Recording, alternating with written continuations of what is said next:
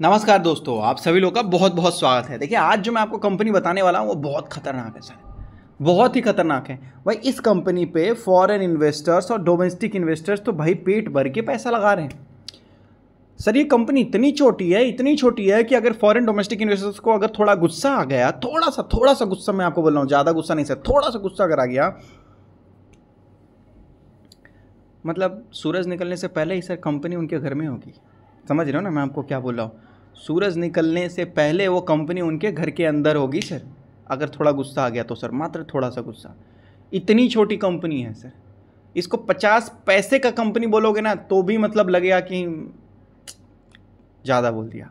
इतनी छोटी कंपनी है सर, और इतनी छोटी कंपनी में फॉरेन इन्वेस्टर्स और डोमेस्टिक इन्वेस्टर्स को ऐसा क्या दिख गया कि भाई ये लोग जोर शोर से पैसे लगा रहे हैं, पेट भर पैसे लगा रहे हैं। मतलब पता नहीं, कुछ दिखा होगा इन लोगों को, कुछ तो अच्छा लगा होगा तभी ना सर। अभी मान लीजिए सर, अगर आपको बोल दिया गया, मान लेते हैं आपने 5 लाख रुपए इन्वेस्ट कर रखा है सर मार्केट में, ठीक है, आपको बोल दिया गया कि भाई देखो 20,000 रुपये इस कंपनी में लगा दो, वो कंपनी डूबने वाली है, तो क्या आप लगाओगे? नहीं लगाया जाएगा सर। आपको बोला जाएगा सर इस कंपनी में 20,000 रुपये लगा दो, अगर डूब गया तो डूब गया, अगर नहीं चल गया तो भाई बहुत अच्छा रहेगा, तब आप लगा सकते हो सर। तो इस तरीके से सर ये लोग भी सोच समझ के लगाते होंगे, ठीक है। तो ये मैं साफ साफ बोल रहा हूँ कि बहुत रिस्की है, बहुत खतरनाक है, खरीदने बेचने के लिए नहीं है, केवल जानने समझने के लिए है सर, केवल जानने और समझने के लिए सर, बाकी मर्जी आपकी है। आइए तो देखिए, अभी तक तो सर इस कंपनी ने 414% तक का रिटर्न निकाल के दे रखा है सर, ठीक है, अराउंड 400% तक का रिटर्न निकाल के दे रखा है सर। कंपनी है ही यहाँ पर 18 करोड़ की, 18 करोड़ की तो सर कंपनी आप खुद ही बोल दीजिए सर। किसी फॉरेन इन्वेस्टर्स को अगर गुस्सा है तो नहीं खरीद लेगा भाई। 18 करोड़ रुपये सर, मुझे नहीं लगता कि किसी फॉरेन डोमेस्टिक इन्वेस्टर्स के लिए कोई बहुत बड़ा अमाउंट होता है सर, बड़ा अमाउंट नहीं होता है सर, ठीक है। लेकिन इस छोटी सी कंपनी में देखिए उन लोगों ने कितना पैसा डाल रखा है। ये देखिए सर, ये देखिए सर, ये देखिए, डोमेस्टिक इन्वेस्टर्स ने सर लगभग 19.98% हिस्सेदारी खरीदा। मतलब ऑलमोस्ट आप मान के चलिए कि 20% या 19.98% ही मान लीजिए सर, है तो टोटल 20% सर, 20% हिस्सेदारी खरीद लिया सर। कब खरीदा भाई? अभी खरीदा सर, मार्च 2025 में, अभी खरीदा सर, ठीक है। बाकी फॉरेन इन्वेस्टर्स तो इन्होंने भी सर 1.11% हिस्सेदारी खरीदा। कहने का मतलब है खरीदा ना भाई, थोड़ा ही खरीदा, लेकिन खरीदा ना। आज तक तो नहीं खरीदा था, 1 रुपये भी नहीं डाला था सर इन्होंने अचानक सर इन्होंने क्या हुआ, 1.11% इक्विटी खरीद लिया।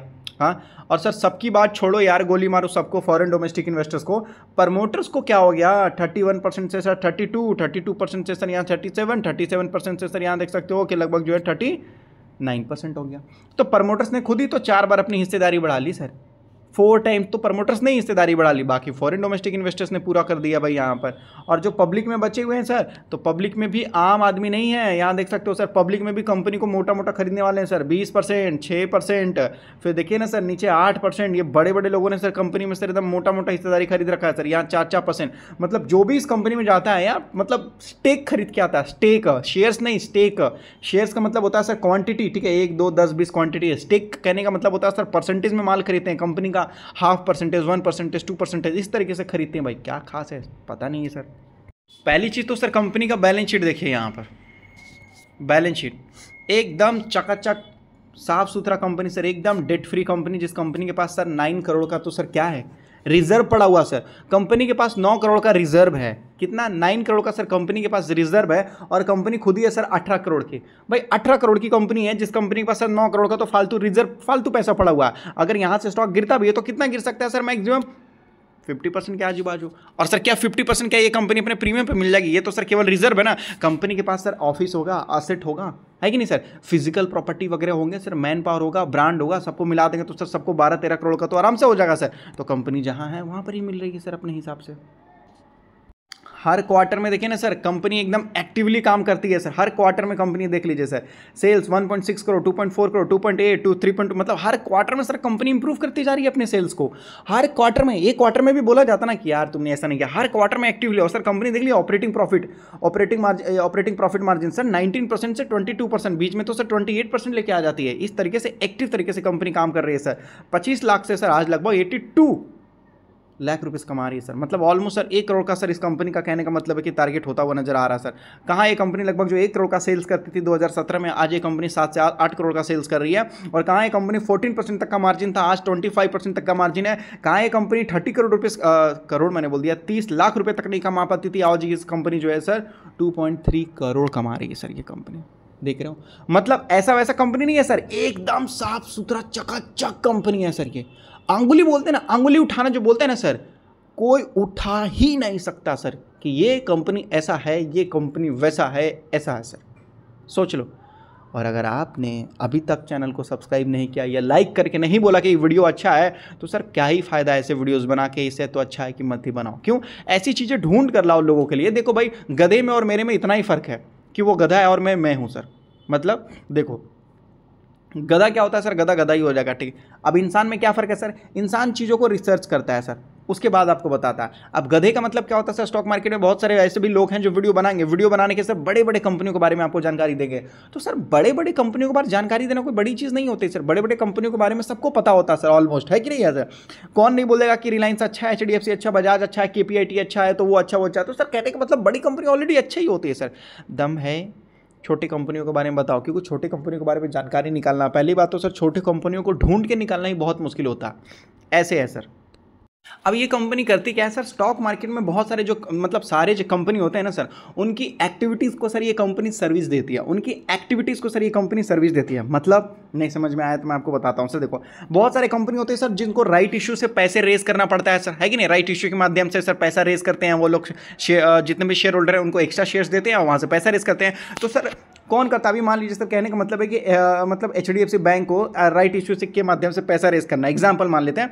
तो क्या HDFC खुद का ये काम करेगी? नहीं सर, HDFC अपना जो मेन काम है केवल वो करेगी सर, जो उनका मेन कोर बिजनेस है वो करेगी। तो ये काम सर किसको दे दिया जाएगा? ऐसे कंपनी को दे दिया जाएगा सर। तो ये कंपनी, अब मान लीजिए किसी कंपनी को डीलिस्ट होना है, जैसे वेदांता एक बार डीलिस्ट बोल रही थी, तो क्या वेदांता वो काम करेगी? नहीं सर, वो क्या करते हैं, दूसरे कंपनी को हायर कर लेते हैं सर ये काम करने के लिए, ठीक है। ओपन ऑफर, एग्जिट ऑफर आपको करना है, ये सारी चीज़ों से रिलेटेड सर ये लोग काम करके देते हैं। कैपिटल मार्केट सर्विस से रिलेटेड भी काम करते हैं सर, कैपिटल मार्केट से सर्विस से रिलेटेड भी, ठीक है। ओपन ऑफर, डीलिस्टिंग, बायबैक वगैरह आपको कुछ भी करना है सर, तो ये कंपनी सब कुछ आपको करके देती है सर। किस तरीके से पैसा रेज करना है, इन्वेस्टमेंट करना है, वो सब कुछ, मर्जर, डीमर्जर, टेक ओवर, ये तो होता ही रहता है सर। किसी न किसी कंपनी ने खरीद लिया, कोई ना कोई कंपनी डीमर्ज हो रही है, ये होता रहता है सर। रिस्ट्रक्चरिंग वगैरह होता है, ये सब होता रहता है मार्केट में। IPO लाना है, SME लिस्टिंग आपको लाना है सर, किसी भी तरीके से डायरेक्ट लिस्टिंग, BSE, NSE, हर तरीके से अलॉटमेंट वगैरह हर तरीके से सर ये कंपनी काम करके देती है सर। सारा का सारा काम ये कंपनी करके देती है सर। और अगर आप देखोगे ना, तो हर क्वार्टर में company bonus, stock split, buyback, right issue, ये वो वैसा वैसा आता ही रहता है सर, हर क्वार्टर में आता रहता है सर। और हर दिन IPO आता रहता है सर। और डीलिस्टिंग वगैरह, लिस्टिंग वगैरह, राइट इशू, क्या बोलते हैं, टेक ओवर वगैरह, मर्जर, डीमर्जर, ये मतलब होता ही रहता है सर, होता ही रहता है।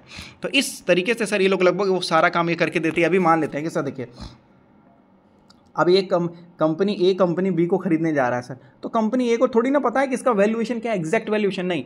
तो वो लोग क्या करते हैं कि कंपनी C को हायर करते हैं कि भाई देखो कंपनी B का पूरा वैल्यूएशन निकालो और उसके बाद सर मुझे यहाँ पर प्रेजेंट करो सर। तो वो कंपनी A को डालेगी, कंपनी A क्या करेगी, फिर एक बार देखेगी, समझेगी और फिर उसके बाद इसको खरीद लेगी सर। कंपनी A के पास इतना टाइम नहीं रहता कि भाई वो डायरेक्ट जाएगी कंपनी के बारे में सारा बातचीत करेगी, फिजिकली देखेगी, समझेगी, उसके बाद कर देगी, नहीं सर, ऐसा, ठीक है। आपको क्या लगता होगा कि रिलायंस के मालिक, क्या अगर अंबानी जी को अगर कोई भी कंपनी अगर आपको खरीदना है तो वो जाते होंगे उस कंपनी में, घूमते होंगे, फिरते होंगे, देखते हो? नहीं, वो किसी आदमी को भेज देते हैं, वो सारा काम करके देता है, किसी कंपनी को भेज के। तो ऐसा होता है सर ये काम। लेकिन याद रखिएगा सर, ये केवल जानकारी के लिए, खरीदने के लिए नहीं है। अगर आपको अच्छा लगा ऐसे वीडियोज़, अगर आपको अच्छे लगते हैं तो चैनल के साथ जुड़ जाइए सर, और भी अच्छी अच्छी चीज़ें मैं आपको बताने वाला हूँ। और लाइक करके बताइए अगर सही लगा तो, और नहीं लगा तो डिसलाइक कीजिए, ताकि ऐसा वीडियो नहीं बनाऊँगा। जो पब्लिक को अच्छा लगेगा वही बनाऊंगा ना सर।